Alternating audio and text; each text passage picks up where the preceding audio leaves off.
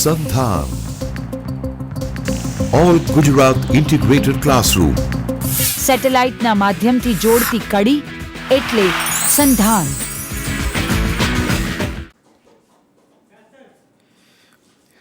Namaste and good afternoon to all of you. I am Rahul M. Makwana from Marwadi University, Rajkot.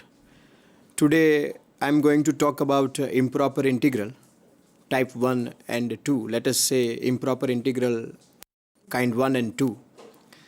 Let us start with some basic examples. Let us discuss what is improper integral.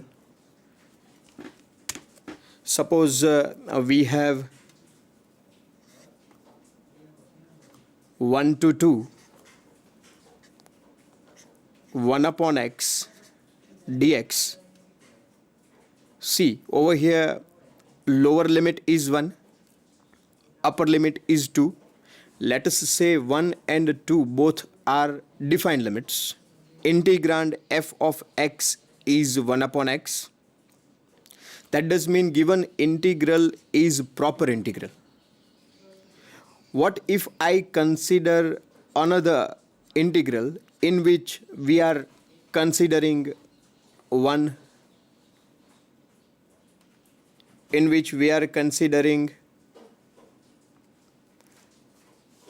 1 to 3, 1 upon x function remains same, say unaltered, 1 to 3, 1 upon x dx. Similarly, 1 to 4, 1 upon x dx. And let us consider 1 to infinite, 1 upon x dx. Say in first example, we have 1 to 2, both limits are defined. In second, 1 to 3, both limits are defined. In third, 1 to 4, both limits are defined. In general, over here, lower and upper, both limits are defined. Say integrals are said to be proper integrals. Directly, you can integrate this kind of integrals. But over here, between 1 to infinite, 1 upon x dx, upper limit is not defined. Kind of integral is said to be improper integral. Say in general, between a to b, fx dx, either lower limit, say a, or upper limit, say b, or both limits, a and b, are not defined. Let me give you some examples. Suppose we have a to infinite, f of x dx. Integral is said to be improper integral. Minus infinite to b, f of x dx. Integral is said to be improper integral. In both of the improper integral, a and b can be any constant. But see, over here upper limit is not defined. Over here lower limit is not defined. That is why integrals are said to be improper integrals. Similarly, if we consider minus infinite to infinite f of x dx, both limits are not defined. Integrals are said to be improper integral. So this is what? The type 1 improper integral.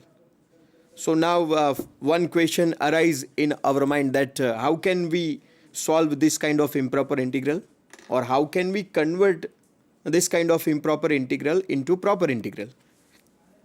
If we are given 1 to infinite f of x dx, considering infinite is equals to any arbitrary, say m, f of x dx, where m tends to infinite, does mean limit m tends to infinite, where m gets closer and closer to infinite, a to m fx dx, which contain a as lower limit, m as upper limit. Say a and m are now finite limits. That is why now improper integral becomes proper integral.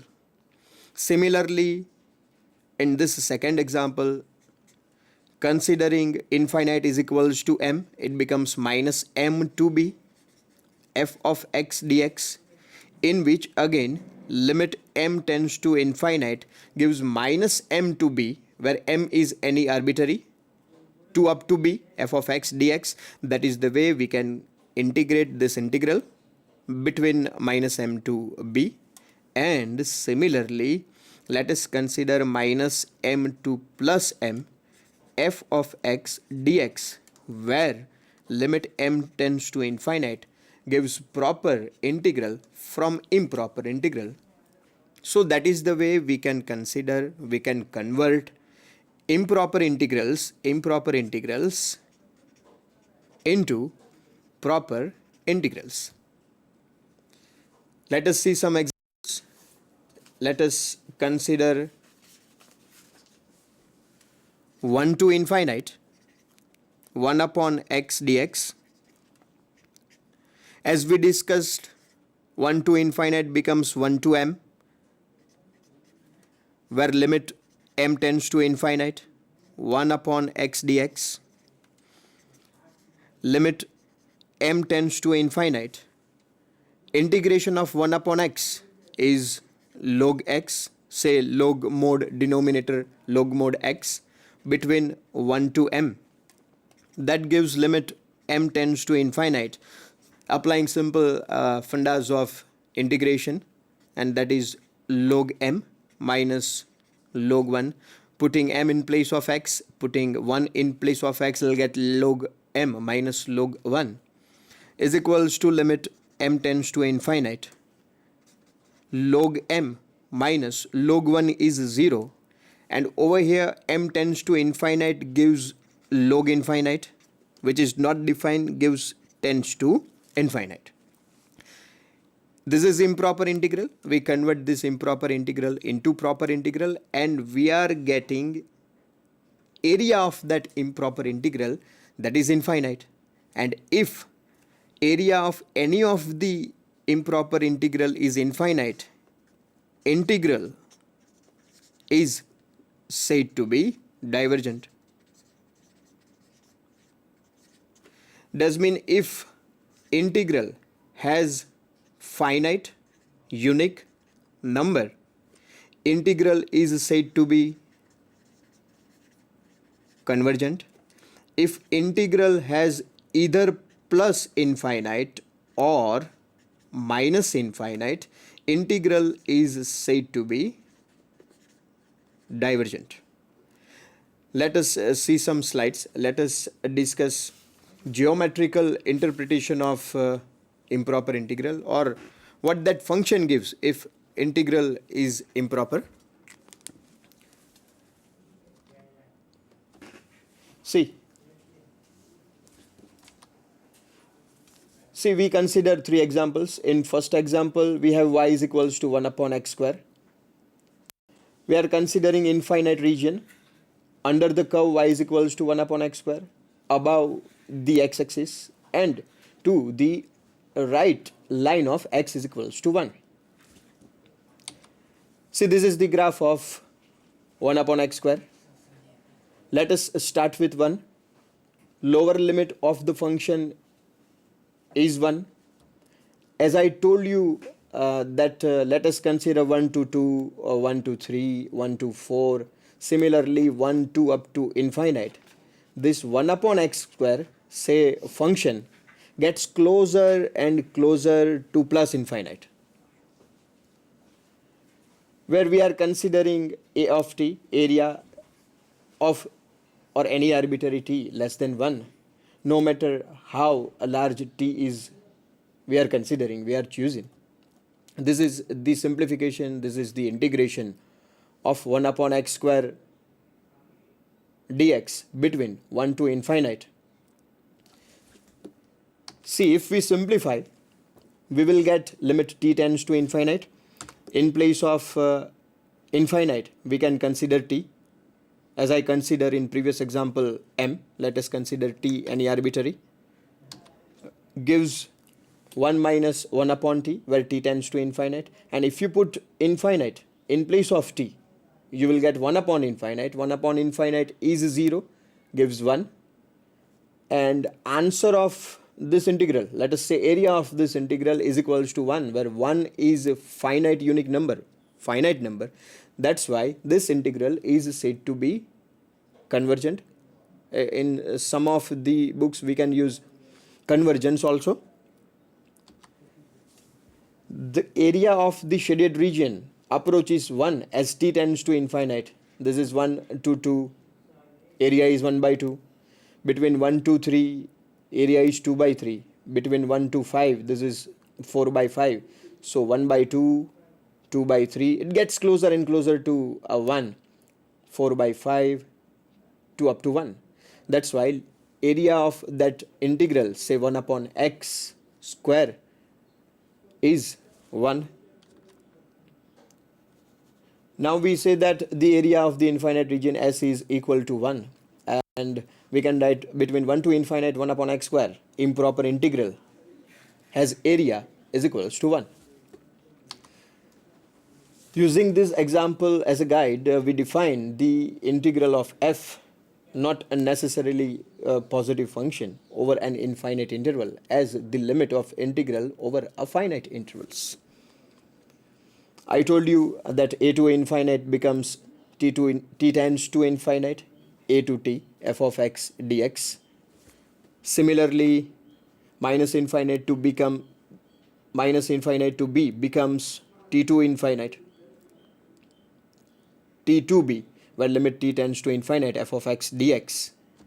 And if we consider both limits as not defined, minus infinite to infinite becomes minus infinite to a, fx dx, plus a to infinite, fx dx.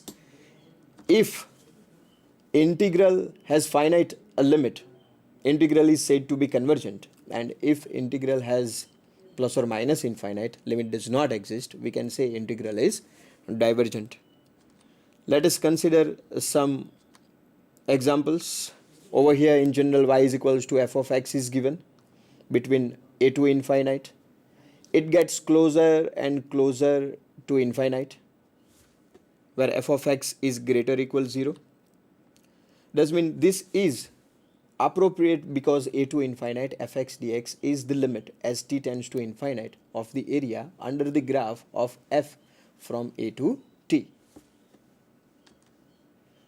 We discussed this example 1 to infinite 1 upon x dx.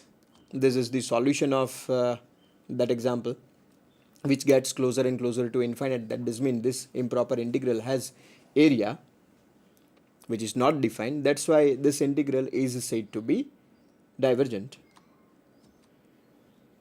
See, this is 1 upon x square, y is equals to 1 upon x square, which has finite area.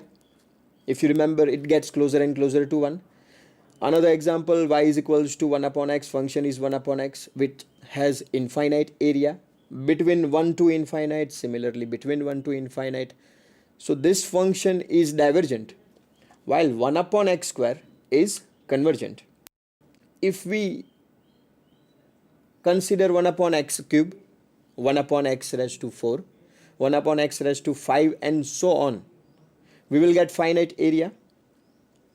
Similarly, if we consider y is equals to 1 upon x raised to 1 by 2, 1 upon x raised to 3 by 4, and so on, we will get infinite area. Let me give you some examples. See, suppose we have 1 to infinite 1 upon x cube dx. Again, upper limit is infinite, does mean improper integral, and that is why limit m tends to infinite 1 to m x raised to minus 3 dx is equals to limit m tends to infinite. Integration of x raised to minus 3x is x raised to minus 3 plus 1 over minus 3 plus 1 between 1 to m. That is limit m tends to infinite. 1 upon minus 2. X raised to minus 2 is 1 upon x square between 1 to m. Simple simplification of a previous term, and that is limit m tends to infinite. Minus 1 by 2. Putting m in place of x square will get 1 upon m square. Similarly, putting 1 gives 1 upon 1 square is equals to minus 1 by 2. If you put m is equals to infinite, let us say m tends to infinite, gives 1 upon infinite. Infinite square is infinite, that is why 1 upon infinite minus 1 is equals to minus 1 by 2. 1 upon infinite is 0, minus 1, minus plus gives 1 by 2 is finite, and that is why integral 1 to infinite 1 upon x cube dx is convergent. Let us consider 1 upon x raised to 4. Here we'll get minus 4 plus 1. Similarly, denominator is minus 4 plus 1. And if you simplify further, again you'll get finite limit, finite area. That is why 1 upon x raised to 4 dx is convergent. Not only 1 upon x raised to 4. If we consider 1 to infinite 1 upon x raised to say p dx is convergent if p is greater than 1. Why greater than 1? We discussed about p is equals to 1. If you remember, 1 to infinite 1 upon x raised to 1 upon x dx is divergent. So if p greater than 1, integral is convergent. Similarly, let us consider 1 to infinite 1 upon x raised to 1 by 2 dx. Over here I am considering p as less than 1. We already discussed about p is equals to 1, p greater than 1. Now let us discuss about p less than 1. That is x raised to 1 by 2. As upper limit is infinite, integral is said to be improper integral. We will get limit m tends to infinite 1 to m x raised to minus 1 by 2 dx is limit m tends to infinite x raised to minus 1 by 2 plus 1 is x raised to 1 by 2 over 1 by 2 between 1 to m, so that we will get limit m tends to infinite 1 by 2 is 2 x raised to 1 by 2 between 1 to